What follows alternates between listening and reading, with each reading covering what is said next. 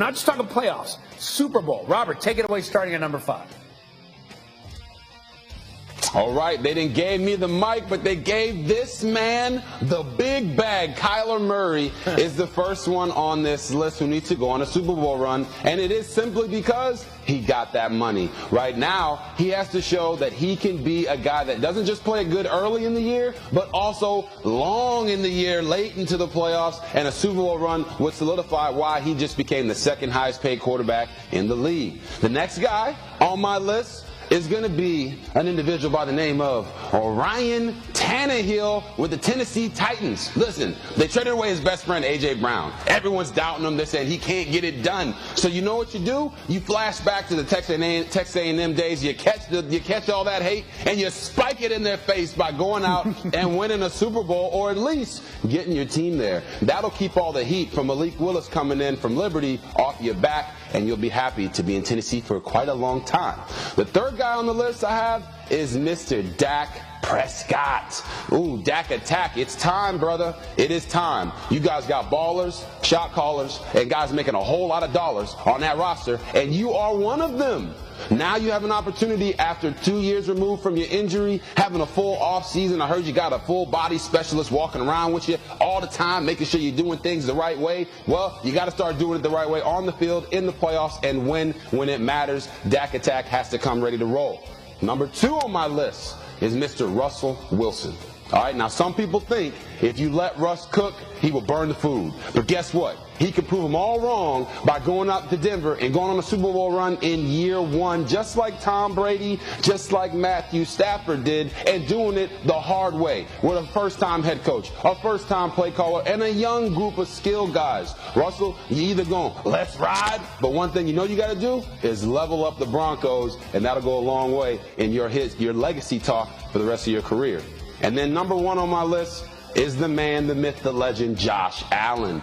Now, the Buffalo Bills do have a championship window for quite some time with Josh Allen at the helm, but it's time for them to take that next step. After the way he finished in the playoffs against the Kansas City Chiefs, he was on fire. Now, they brought in more talent. They bring in Von Miller. They bring in Jamison Crowder. They bring in O.J. Howard, Roger Saffold. They're putting everybody out there on the field on this stacked, loaded roster, and Josh Allen would really, really do himself a favor by leading them to the Super Bowl this year. I'm loving this list, Robert. I got to say, these guys are cracking up as you're doing that. Les Russ cook is going to burn the food. Jeremy, what do you make of this list? A couple ballers and shot callers that I would add to this list. Omissions. Okay, Lamar Jackson. Nobody's more hotly debated than him. He could shut a lot of people up by getting to the Super Bowl, proving his style of play works. And then where's Aaron Rodgers? I mean, the guy's been in the league like half his life. True. He's been a starter for, 15 years? 1 Super Bowl appearance. Wow. He can't beat Jimmy Garoppolo in meaningful January games against the 49ers. Like, it's time for him to do it. Wow, harsh. Go ahead, Mike. Yeah, putting a ribbon on our conversation this morning, Kyler Murray. He had him on the list, though. Right, but not 5, number 1. You just got paid. You're the second highest paid on an average per year quarterback in the NFL. Prove that you can make people around you better, put the Arizona Cardinals on your back, and take them to the Super Bowl. So he wouldn't be 5th. He'd be number 1 for me. Number 1. Okay. You know, I look at this. I think the list is pretty solid, but who would you – I got to say, I'm kind of backing Jeremy, Robert, on the Aaron Rodgers talk. Any honorable mentions you had here that almost made the list? No, there were no honorable mentions, but here I'll say this. Aaron Rodgers, the reason I didn't put him on this list is because he's already won a Super Bowl. Yeah. That was the difference to me. The guys that are on this list, aside from Russell Wilson, changing teams and having to prove that he can win without the Legion of Boom. He can win without beast mode. That's why he's on this list, because he was out there playing Twilight trying to be Team Edward and Team Jacob, telling the Seahawks he loved it there, but he would love it in other places as well. So I just left Aaron Rodgers off simply because I thought he did a great job of really focusing on his legacy and sticking with the Packers. So he doesn't need to go on a Super Bowl run, but he wants to. Mm-hmm.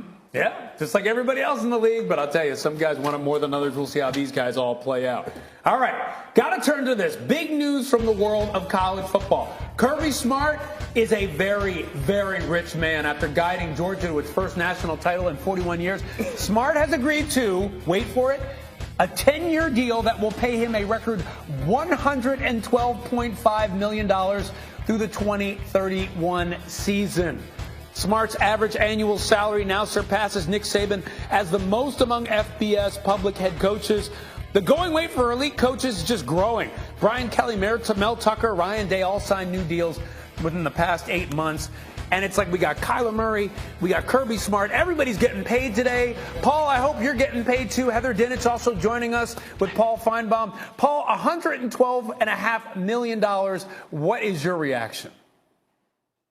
My reaction is it's just another day in college football where coaches are making the money.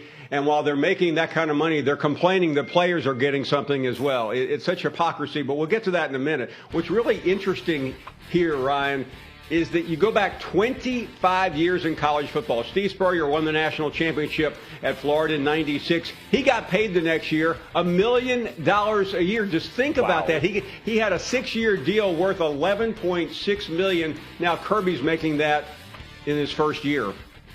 Unbelievable. He should come back and coach again. Heather, what's been the reaction around the world of college football to Kirby Smart's massive new deal?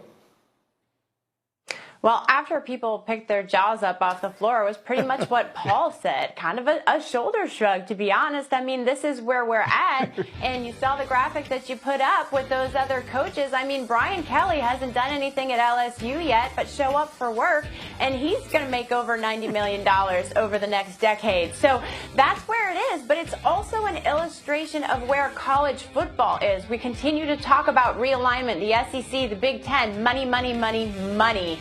And that is exactly what this is. And if you are going to compete at the highest level, you better pony up for it. And Georgia just raised the ante. Yeah, I mean, look, it's like we talked about with Kyler Murray. Market forces are coming into play. He won the title. They're locking him up. But wow, 10 years, $112.5 million. It pays to be a coach these days. All right, guys, speaking of coaches, one of the biggest names out there, Nick Saban. We remember the dust-up he and Jimbo Fisher have had this offseason. They've been going back and forth. Here's what Jimbo had to say yesterday about it. Take a listen to this. We're great. We two competitive guys that go at it. Listen, we all learn from things we do in our business. You got two competitive guys on a topic that is very everywhere, as they say. I have great respect for Nick and that's unfortunately our thing went public, and that's sometimes that happens in this world. Nothing's private anymore, is it? Okay, there you have it. But he's like, we're great. Okay, all right, fine. Paul, you had a chance to interview Jimbo Fisher yesterday. What was your single biggest takeaway from that conversation? Ryan, you're a lawyer. Let me state a couple of facts here, okay? Jimbo Fisher is great with Nick Saban. That's why in that 9.5-minute rant in late May, he used the word despicable 15 times. He talked about it being, I can't believe it got public. Jimbo Fisher called a news conference that was carried nationally when he used the word despicable 15 times. I can only laugh. I was in Washington, D.C. last